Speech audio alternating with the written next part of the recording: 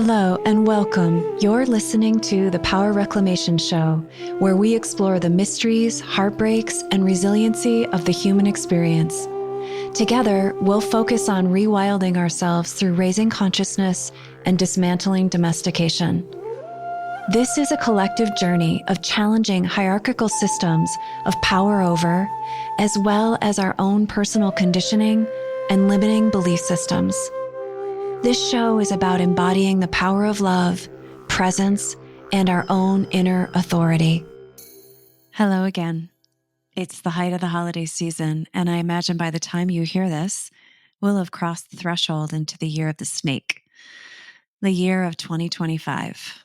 And tonight, I'm compelled to share some thoughts about belonging and isolation, because these topics have been headliners in many of my client conversations over the past month, and really over the past number of years.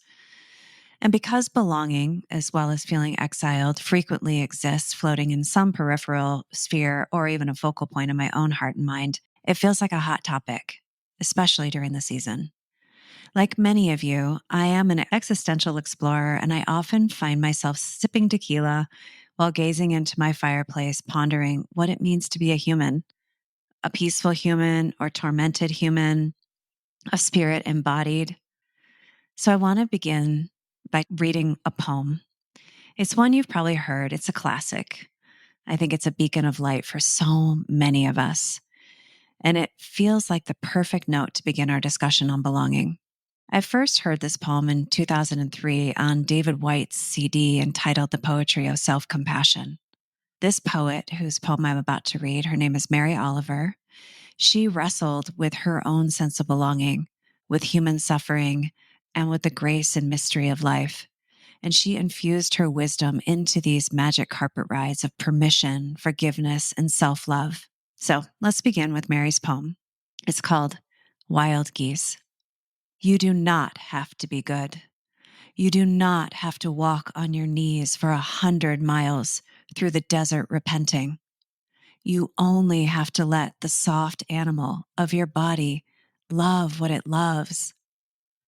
Tell me about despair, yours, and I will tell you mine. Meanwhile, the world goes on. Meanwhile, the sun and the clear pebbles of the rain are moving across the landscapes, over the prairies and the deep trees, the mountains and the rivers. Meanwhile, the wild geese, high in the clear blue air, are heading home again. Whoever you are, no matter how lonely, the world offers itself to your imagination, calls to you like the wild geese, harsh and exciting, over and over, announcing your place in the family of things. These brilliant pieces of art, like wild geese, come through because someone has been willing to tap into their raw and primal feelings, to tap into our shared humanity and suffering, and through their courage to turn towards their direct experience, they capture an essence of wisdom. And then they gracefully spritz us with a bath of solidarity, permission, and kindness, like Mary Oliver in this poem.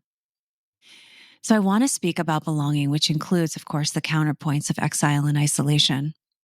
As a kid, I consistently felt my belonging with the family dogs, and I'm convinced that animals are angels, emissaries of love. They can't help but radiate joy, play, love, and forgiveness, especially when given a safe environment to shine their gifts and love. And we humans are no different, but our gauntlet to walk is much more complex with our relational expectations, psychological threats, and the subconscious addiction to confirmation bias. My sweet little dog, Angel, who I adopted from my mom when she died last year, is my current teacher of unconditional love and belonging. And as I speak, she's curled up beside me, recovering from a surgical removal of a mast cell tumor in her chest. I'm awaiting the pathology report to determine the grade of cancer and then the next steps, if any are required. And as you can imagine, she's the headliner in most of my check-ins with friends these days. I've been increasingly struck by the conversations with my married friends who told me straight up, oh, hands down, my dog, or actually a cat in a few cases, is absolutely my primary attachment, not my partner.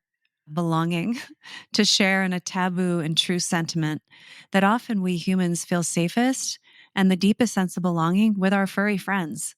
It's real. It's really nothing to be ashamed of here. When I meet with a corporate client who cursorily mentions, "Oh, yeah, my dog died last night," I pause and I make room to discuss this more. And many of these clients feel shame about how much pain they're experiencing, thinking these feelings need to be compartmentalized and bottled up. Many perceive themselves as, quote, acting silly for being so emotional. What? I say. It's totally natural to be devastated when we lose a source of unconditional love and light from our daily life. When my dog Angel first came to me last year, I was still deeply grieving my ex partner's absence in my life. But in less than a few weeks of living with her, I heard myself say to a friend, "Well, if I had to choose between Angel and my ex, hands down, I'd pick Angel." Mic drop. Yep, that's real. Belonging is primal. It's driven by where we feel emotionally stable and where we feel safe. And I feel emotionally stable and safe with Angel. And as we all know, our source of safety and belonging can change many times throughout our lives. Pets don't know how to provide anything but this. And humans, on the other hand, while we do our best, we come with a wheelbarrow of limiting beliefs, unexamined core wounds, alienating forms of protection, relational trauma, shame, self doubt, and inner critics. And of course, we come with a medicine chest of gifts, love, kindness, playfulness, and compassion too. So, when wired with complex psychological maps of relational safety or the lack of relational safety, we don't necessarily establish the same field of belonging to one another out of the gate like we might with an animal friend. Of course, many humans are blessed with this type of safety and belonging with other humans, but more often than not, we tend to feel unseen and deeply hungry for a sense of belonging that feels hard won and elusive, even in some of our closest relationships. And that's not because something's broken, but because the current of unconditional love and belonging is buried just a bit deeper. It's a bit harder sometimes to reach under the layers between the unspoken expectations, the disappointment, the codependent patterns, the fear based compliance, the unexamined attachment dynamics, and on the list goes. So, I want to speak about two types of belonging tonight. The first is the belonging that drives fear based behaviors, the kind of belonging that is ensured by following a prescribed script of who we should become, scripts from our family, religious or educational systems, as well as the innocent influences from our circle of friends. And lest I neglect to name among this list of fear based behaviors is the need to uphold our own idealized self images of who we wish to be perceived as. It's natural to prioritize and protect the behaviors that we hope will reinforce how we wish for others to perceive us. For example, if we fawn, which is a stress response that presents as behaviors of pleasing and appeasing in the face of a psychological threat. So if we fawn to keep connection with another, then we may also innocently step on our own authentic need or our own authentic boundary. Why is this? Well, part of the reason is because our brain has learned to prioritize the self image of being nice, agreeable, easygoing, non dramatic in order to maintain connection or avoid conflict. So you get the feel of this, right? And the second type of belonging comes from cultivating an intimate and honest relationship with ourselves. And that includes our core wounds, our patterns of reactivity and protection, our attachment styles, as well as our comfort, setting boundaries, honoring our needs, and confidently expressing our gifts. This type of belonging can be distilled down to how comfortable are we living inside of our own skin, inside of our own neuroses, inside of our own gifts, inside of the totality of our human experience. So, what does it mean to you to belong? It's simple, but it's a pretty complex question, right? So, try this on for a minute. Close your eyes, obviously, if you're not driving, and feel into the question as you hear these words. How do you experience belonging? What tells you that you belong? What do you notice, if anything, when you hear those words? Where do your thoughts take you? So let's look at these two paths again. The first is, what does it mean to belong out of fear and prescribed scripts? So I can share an example. I have a client who was born in a very robust, I'm trying to think of the right word to say. He was brought into a certain kind of religious organization that was a way of life. Everything was dictated by the religion, the threshold of when one should marry, the choice to have children wasn't even on the table. You just have children. The sense of checking off all of these particular boxes in order in a particular fashion. And he was very compliant, really felt connected to all of it. But later in life, he started to feel ways that he was not actually aligned with some of this, that his authentic desires were different. But in order to pursue those, he would be in contradiction or in conflict with members of his church, the expectations of his church. And so there was a real deep sense of belonging because everyone knows what the next steps are. You don't have to think about where you're going. This is what you do next. And then this is what you do. And everybody's doing it. And there's a sense of belonging on so many levels. It's not just following prescribed scripts, but it's also the relationships that are built, the sense of camaraderie, the solidarity, and practicing the faith. But for this particular person, he has come to a deep reckoning with himself that his entire life has been built around belonging to this organization and therefore to its way of life.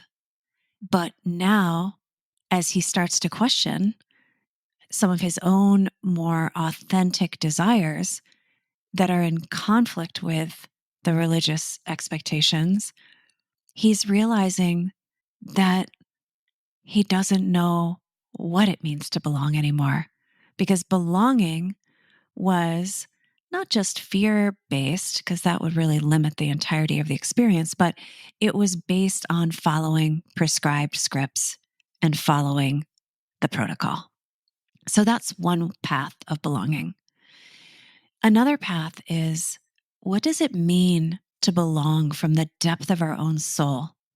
The kind of belonging that, when felt, many carry sentiments such as, I feel seen, I feel known, I feel cherished, I feel celebrated for who I am, I feel accepted when I make mistakes, I feel safe to open up about my most vulnerable and internal process. I trust myself, even when others don't trust my process. Those are sentiments that come from a deeper sense of belonging. And this type of belonging is often hard won. And what I mean by that is that we often have to leave something behind, whether that's a prescriptive and safe sense of belonging, like the client I referred to earlier, or because it's no longer, or never maybe even was, in our truest alignment. I've shed many skins, and some are easier than others. And what I continue to practice sloughing off, which may be the practice of a lifetime, are the limitations of the mind. You know, the mental traps like operating from unchecked assumptions, limiting beliefs, confirmation bias, and overly identifying with my thoughts. I'm apprenticing to listening to my heart, my instincts, and my intuition, and I'm learning to let my heart lead, even when my mind throws flags on the field. And I hear my inner protectors plead with me to abort these crazy ideas. Like, what are you thinking? Why would you do that? And I'm continually learning that to set clearer boundaries and to disappoint the people that I love and to experience disappointment myself without protecting my heart or blaming myself for others and disconnecting from them is a way that I'm coming into discovering more about belonging. Sometimes belonging can be as simple as receiving a genuine sentiment from another, such as, I referred to this earlier, like, I see you, I can relate to you, or even I forgive you, or I desire you, or I admire you. But what about when we receive these sentiments from ourselves in the face of others opposing us? or even more challenging in the face of our own internalized critic and the scorekeeper who constantly chirps in our ears a litany of our inadequacies. I'll tell you, one of the most important practices of belonging for me is learning how to unhook from decades of taking everyone else's disappointment and their criticism personal. But it doesn't stop there. I'm also learning how to take people's praise and placing me on a pedestal, not personal either. Most assessments from others are usually projections, which is what we humans do to make meaning, to build a narrative about reality, about one another. And often these narratives are based on our own insecurities, our own sense of wanting something that the other has, so we put them on a pedestal. And projections can be born from our own fears, our strategy of bonding through praise, or even criticizing as a way to feel in control and empowered by putting others down. It's just what the fragility of an ego structure does to maintain safety and belonging. And I bet you've noticed this too. Most criticism comes from projections, whether it's our own or from others, which is a mirror of other people's fears or our own fear, or need to control us, or some form of worthiness. So, why do we buy into this? Projections are not who we are. They're not who the projector is either, but they're a huge part of ego relating. And discerning a projection from a clean mirror is a very nuanced and powerful process. So, in future episodes, I do plan to bring on guests to discern both the poison of projections and the medicine received by studying and rewiring the impulse to take anything personal. The praise, the criticism, the projections, the disagreements, all of it. So, back to this larger conversation.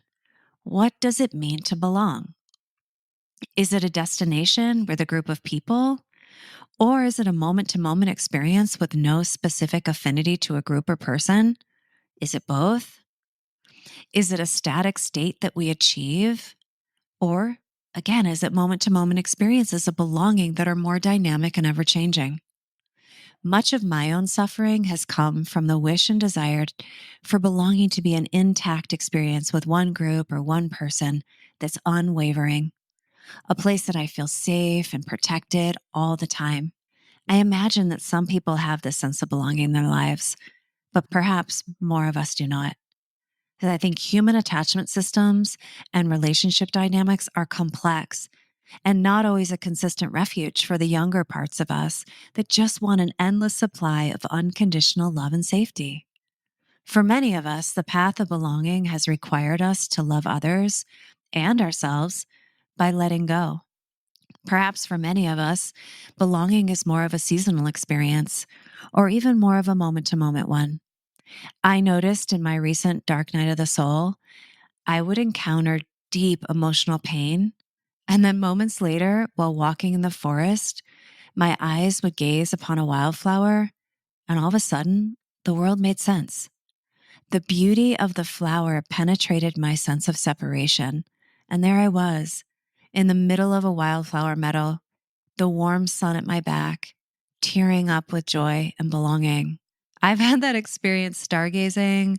I've had it through seemingly transactional exchanges with the grocery clerk at Natural Grocers, in which we caught each other's eyes, and there was a sense of belonging. It was nonverbal, but it was there.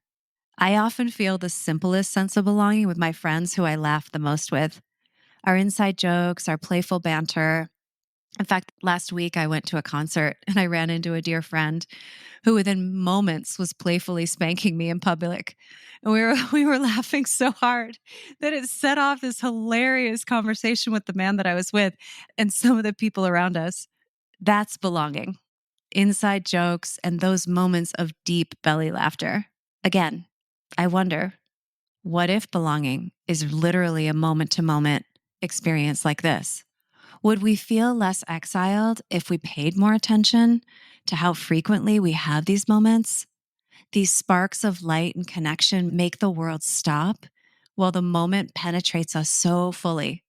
Think about a time when you felt shame or confusion and you courageously took the risk to share your feelings with another.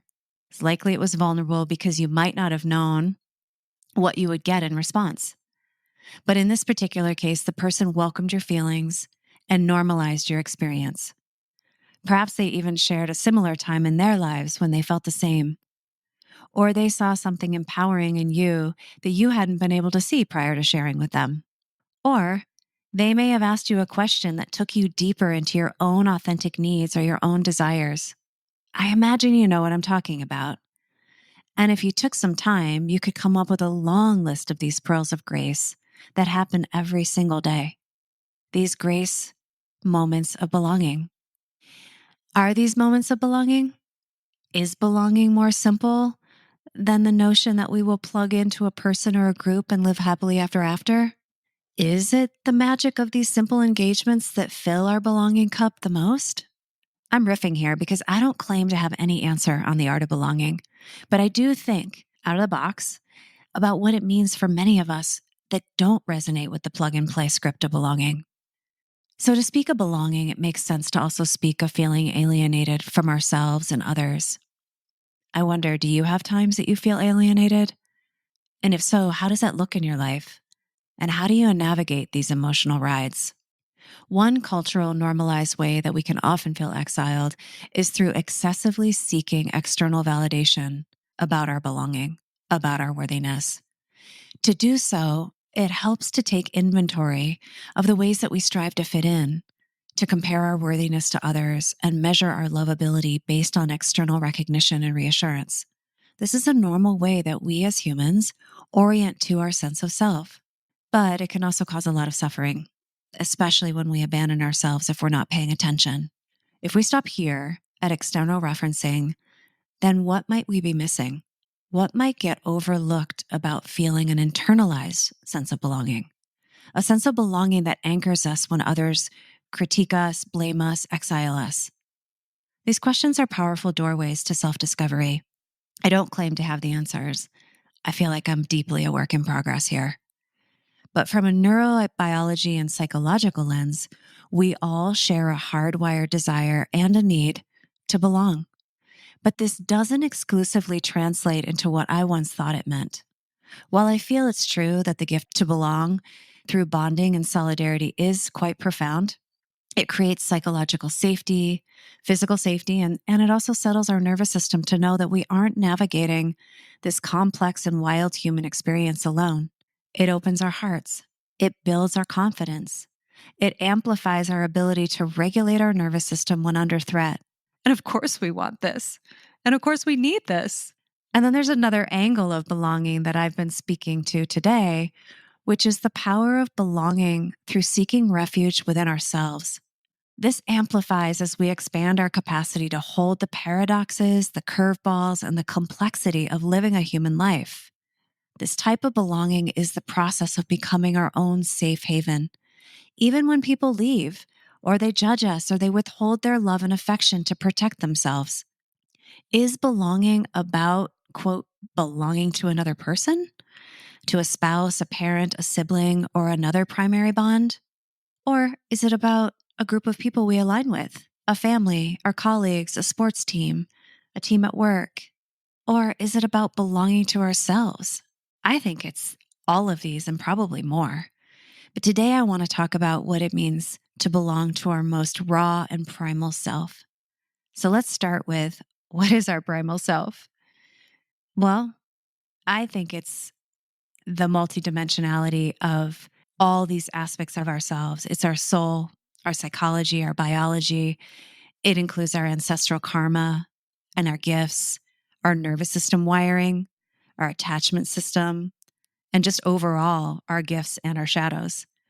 The wounded parts of us, the liberated aspects of us, the welcomed and the unwelcomed, the protectors, the exiles, and all the parts that make up our complex way of navigating the world. And it also includes the quantum field from which we exist within and create from. We are multidimensional. We are all of it. In my last episode called The Grit of Heartbreak, The Power of Love, I expand on my biggest learning from a recent 2.5-year dark night of the soul journey. This curriculum was, and still is, learning to befriend the nervous system. And like many of you, I am devoted to becoming my greatest ally and my greatest place of refuge throughout the storms of life, despite being wired to fight, flee, freeze, and fawn when under stress or threat. Because to befriend our nervous system is to cultivate a relationship to all of our human, messy, neurotic, protective, and scared parts. And this requires quieting down and clearing the noise so we can hear more deeply. And from this inner stillness, we have access to the always present energy of our higher power, higher self, God, whatever name and frame you use as a reference to the mystery, this unconditional love and acceptance. Yesterday, my friend sent me a YouTube video of Dr. Joe Dispenza talking about the power of solitude and how it changes our brain. I haven't done the due diligence to check his research yet, but I was moved. So much of what he has shared was directly on point for this discussion on belonging. And so I want to share some of the sound bites here, and then I'll include the YouTube video in the show notes if you want to hear more. And if you're not familiar with Dr. Joe Dispenza, he's a scientist, teacher, lecturer, and author that connects quantum physics, neuroscience, mindfulness, and teaches how to rewire our brain and heal our bodies through changing our beliefs and our thoughts of reality. In this talk, he focused on how our nervous system has come to fear solitude. In other words, our mind-body program has been wired to fear slowing down enough to find the belonging inside. Instead, we are urged culturally and biochemically to addictively seek validation and belonging externally, which, as we all know, causes highs and lows of stress chemicals and emotional fatigue when feelings get hurt and expectations or needs are not met. So, why does our brain perceive solitude as dangerous? Well, partially this is due to the imprint in our DNA from long ago ancestors whose daily life was confronted with different types of dangers than what most humans confront today. Our ancestors needed to band together to assuage the constant threats of being prey to wild animals, toxic plants, lethal snake bites, inclement weather, and so on. Dr. Joe goes on to expand on this from the quantum field perspective. The quantum field, first of all, I'll provide an oversimplified definition, is the invisible energy that connects all things, the energetic reality in which every person is already complete and whole. When we feel incomplete, this isn't coming from our inherent lack. It's coming from a program in our brain that says, you need someone else to be complete. And he elaborates on the cultural conditioning that says we need another to complete us. A perfect example is the romantic line in the Jerry Maguire movie when Tom Cruise's character says to Renee Zellweger's character, "You complete me." Romantic, beautiful, nothing wrong with this. But what if we don't have a sense of belonging inside of our own inner presence and our sense of completeness on the inside? Then we'll anxiously disregard the quiet presence within and seek the roller coaster ride of being rescued by another person's desire, their love, their acceptance, and the list goes on. According to Dr. Joe's research, when we seek validation from another person, our brain releases quick bursts of dopamine, and this feels really good, but it's temporary. So then we need more and more and more. And this brain process of seeking validation from others uses the same neural pathway that creates addiction to substances. We're becoming addicted to other people's approval and external seeking, which takes us away from resting inside of ourselves. The brain produces stress hormones when we feel isolated. And I think we all likely know the feeling of the snowball effect.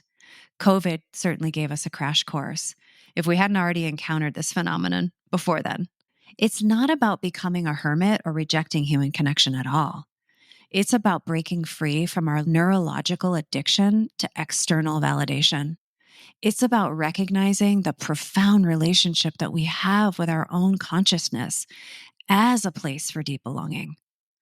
And he talks about the difference between loneliness and practicing what he calls conscious solitude.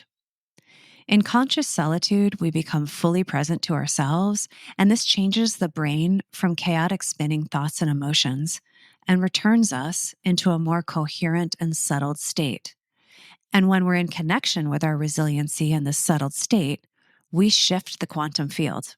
Not only does this practice and our brain state shift and alter our internal state, but it also sends ripples of this presence into the spaces in which we live, breathe, and operate in. So everyone feels us, just like we feel everyone else. Consciousness isn't confined to our brain. It extends to the field around us. And we are much larger than our mind and our body. And anyone who's done psychedelics knows this firsthand. So, to illustrate this concept, I'll share a few examples of how our state of mind influences the field. You know that feeling when you're around someone who, in the midst of chaos and challenge, they seize the moment, they find direction, they have clarity, they take leadership, they create a sense of trust and faith and safety.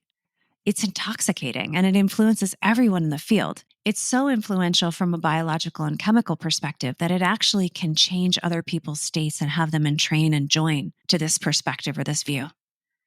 And on the other hand, we also know that when the going gets rough, there's a different approach, and someone else might default into blaming and shaming others, which just activates in the collective field a need to defend and protect. And this influence can put everybody on guard, which, as we've seen with political parties, can be bonding for both sides of the fence, but not always with healthy outcomes. And another key concept that Dr. Joe highlights is the power of becoming energetically self sufficient. According to his research, when we excessively seek externally, we literally fragment our energy. But when we take the time to be with ourselves in a deep and present way, we organically consolidate our energy, which means our brain and our body begin to fire on all cylinders in a way that allows us to feel more at home and at ease in how to move through chaos, projections, and the challenges of life. And anyone who has a meditation practice knows what I'm talking about. We can have had a crazy day or be in the midst of a crazy day. And if we take 3 minutes to just stop and breathe, we often can feel a certain kind of refuge in the moment, in the space, in the breath. So I would further add that for me, this process allows me to tap into my higher intelligence. When I get my mind and body in a more coherent state, I can access my creative power. I feel actually joy and pleasure in some of the most mundane and simple circumstances, unlike when I'm in external seeking, subconsciously trying to deflect from some internalized feeling of not enough or not worthiness.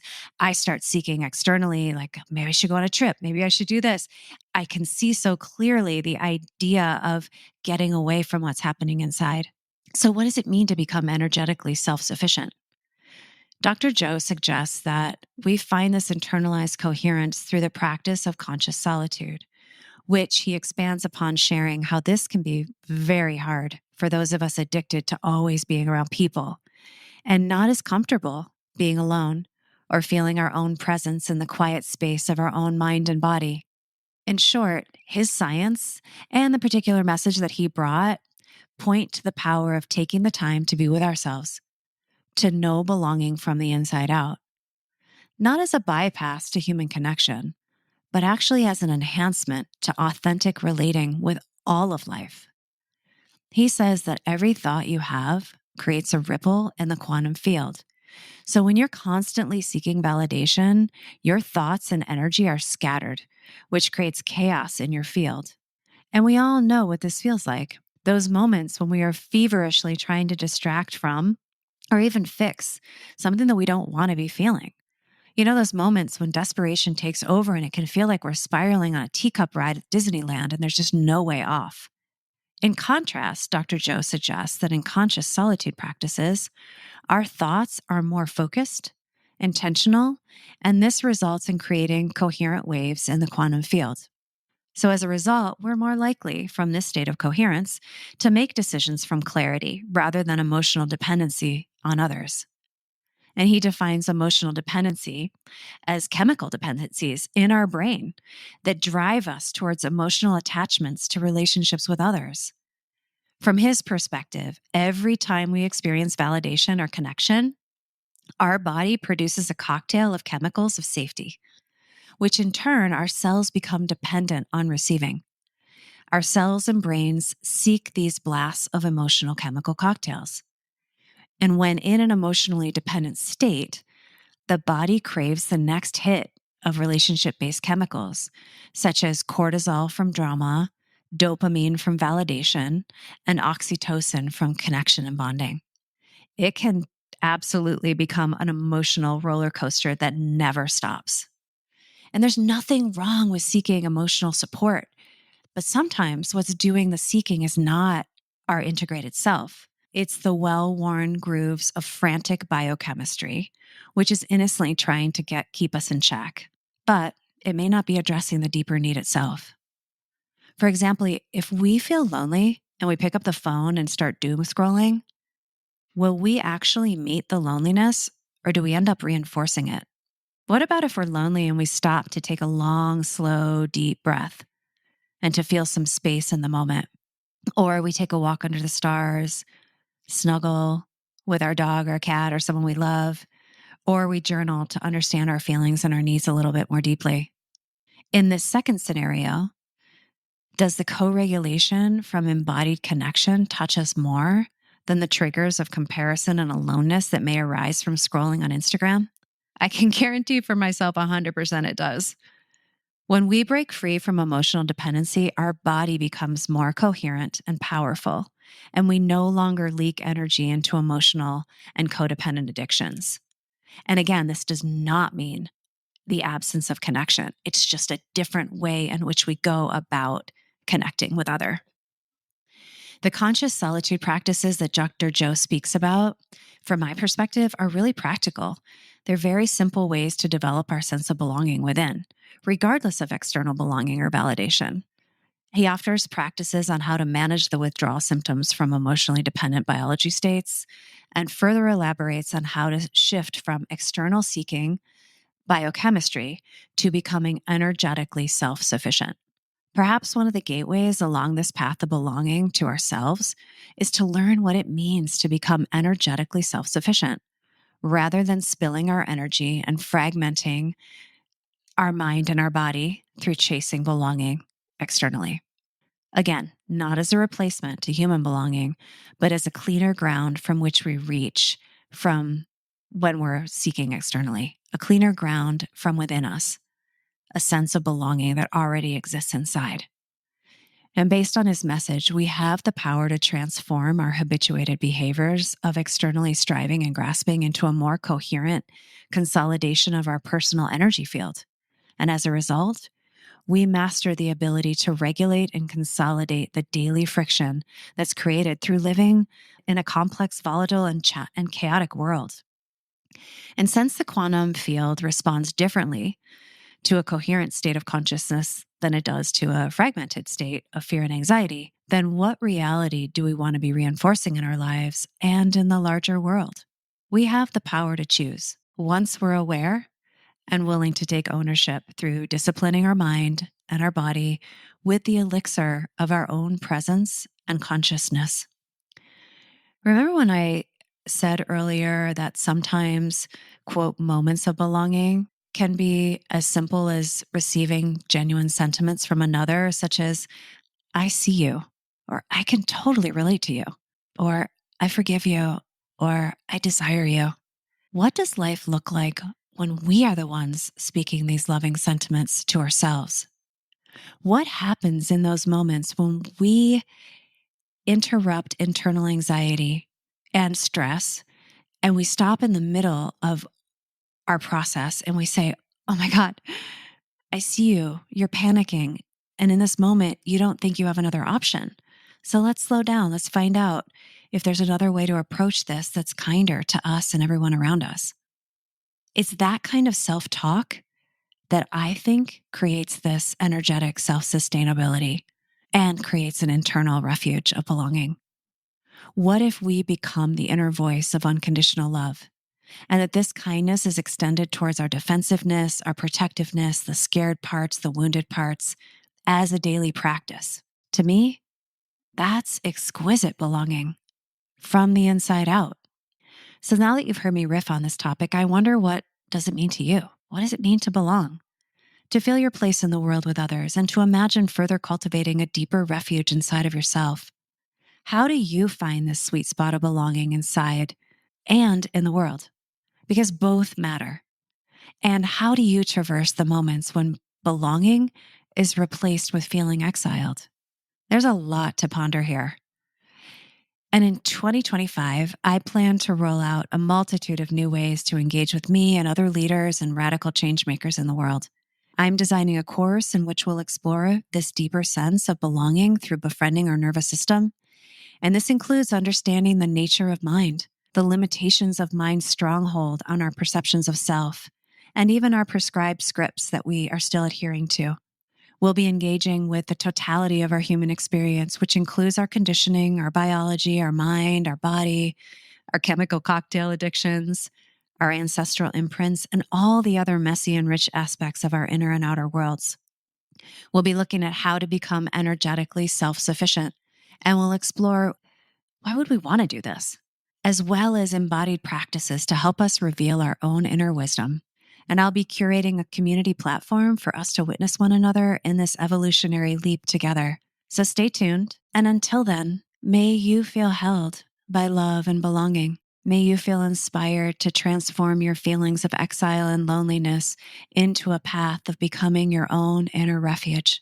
I'll close with another classic poem by the beloved John O'Donoghue, a native Gaelic speaker from County Clare, Ireland, who passed in 2008 as a prolific poet, philosopher, and scholar.